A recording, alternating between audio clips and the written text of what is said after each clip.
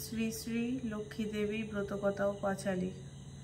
পেয়াদা পাইক আদা চারিদিকে ধায়, কোন স্থানে মৃত শ্রক্ত খুঁজিয়া না পায়। না পেয়ে চারিধারে ঢাড়িয়া পিরাটাইল রাজকন্যা পুণ্যবতী ধারা যে ধরিল। ডাকিয়া স্বামীরে মৃত সর্প দিয়ে কয়, ধারাদারে মৃত সর্প ব্রাহ্মণ যে দায়। সেই সর্প হতে রাজা জীবন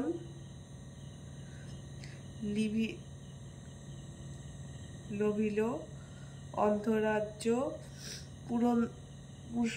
পুরঙ্কার মনেতে ইচ্ছিল। তখনই ব্রাহ্মণে ডাকি কহিলা, রাজন অর্ধরাজ্য লহ তুমি ও হে সুমন্দ রাজ্য বচনে দ্বিতজ চিন্তাতি হন বলে গৃহে জানি আসি লহিব রাজন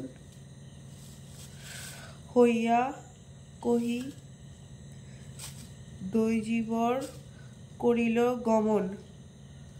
কহিলা পুরঙ্গের তার পিতা কথন। পুষ্প বলে ঢল স্বামী এবে তিতালয়। এই তো যাবার উচিত সময় হয়। লক্ষ্মী স্বামীর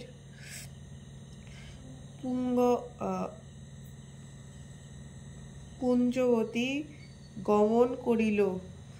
পিতার নিকটে গিয়ে উভে দাঁড়াইল। প্রসঙ্গে হেরি মহারাজ কাঁদিয়া উঠিল। আহা, হেরি পুঞ্জ কয় কেন, কান্দ বল। মহারাজ বলে, বুক ফাটিয়েছে আমার, তব সমা কন্যা এক ছিল যে আমার। পুঞ্জ কহে না কান্দ পিতা মহাশয়, ভাগ্য পরীক্ষিতে যারে ব্রাহ্মণে দনায়। নিজ নিজ ভাগ্যের পিতা সকলেই খায়। এ জগতের লক্ষ্মী বিনা নাহি উপায়। পেলে কি প্রমাণ তাহা কহ গো এখন। এই হের সেই দ্বিজ এবে মহাজয়।